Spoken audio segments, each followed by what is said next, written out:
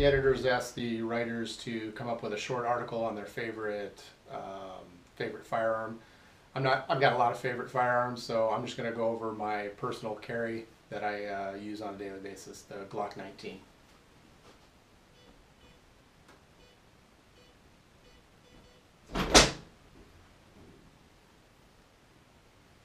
Grab a couple mags. Suppressor for sure, because why not?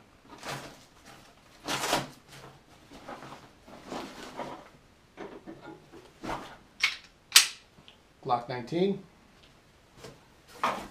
Eyes and ears. I think we're all set. Alright, off to the range. Alright, so it's a lovely mid-April day in northern Michigan. It's 32 degrees, there's still snow on the ground, but we're headed out to our property where we have a 100-yard range and a rack to hang some targets. So the reason I chose the Glock 19 for my personal carry this time of year when I'm wearing a jacket is Glock's functionality and simplicity. No external safety to fumble around with, just the trigger safety. Most people know about the Glock. Anybody that practices sound, weapons manipulation, utilizing acquire, identify, and engage will not have a problem with the lack of an external safety. You acquire the target, you identify it as a threat, and once you've done that, then you put your finger on the trigger and engage.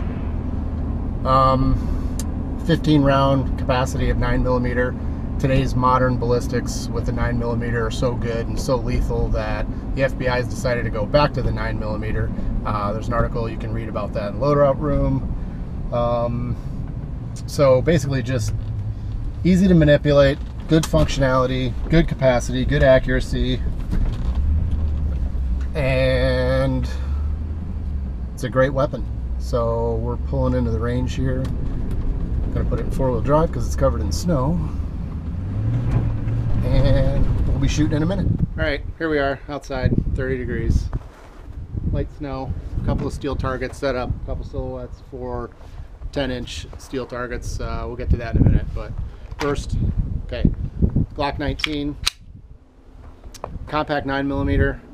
Some of the things I changed on this for personal taste are I added these Talon grips, which is just an adhesive rubber textured grip, which just feels good to me, a little better than just the plain plastic. I also added the medium back strap with the beaver tail. Just feels comfortable to, you know, get a good purchase with your hand up underneath that, and also keeping it clear of the slide as it comes back so you don't get that snake bite on the back of your hand. One of the other things I did, I modified this part of the trigger guard right here. I just used a Dremel tool and radius that out, and what that does is just gives me, you know, it allows me to get my hand a little bit higher on the grip there. It's more of a comfort thing. One of the other things I did was use the extended slide release, and I've got Trigicon HD night sights. It's got a nice orange dot here for daylight operations, but at night you've got the tritium inserts. I use a Silencer Co. Threaded match barrel, a little more accuracy, a little more barrel length, threads on the end for the Silencer Co. octane suppressor that I have. And finally on this, the Pyramid complete trigger has a nice 4-pound trigger pull and a very short reset. I like it. It's a lot shorter, a lot more crisp than the standard Glock trigger. With that being said, that's pretty much what I carry on days like this where I'm wearing a jacket. In the summer, I'll carry the Glock 43 on an inside the waist belt setup, but right now I use a Bravo concealment Kydex holster. So let's throw some lead.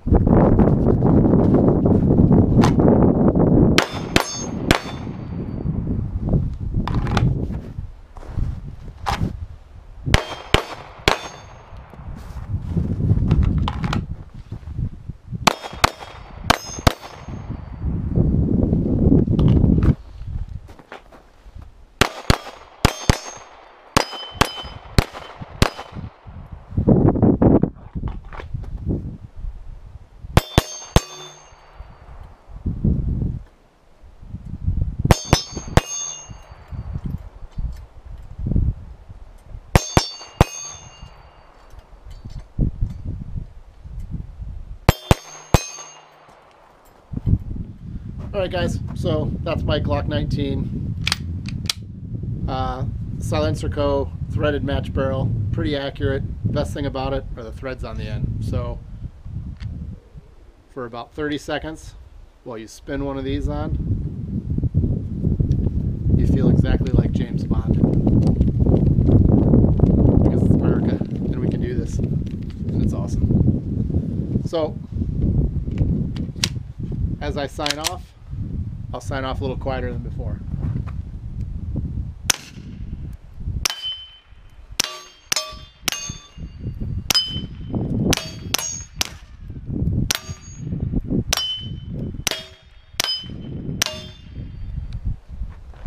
Alright, not perfect, but still a lot of fun. That concludes my review of my personal Glock 19. Keep checking out the loadout room for more gear reviews. Bravo concealment holster, Howard Light Sport Impact earmuffs, more information on the 9mm and why the FBI is switching back to it, more information on the Glock 19, and a lot of other great outdoor gear. See you guys.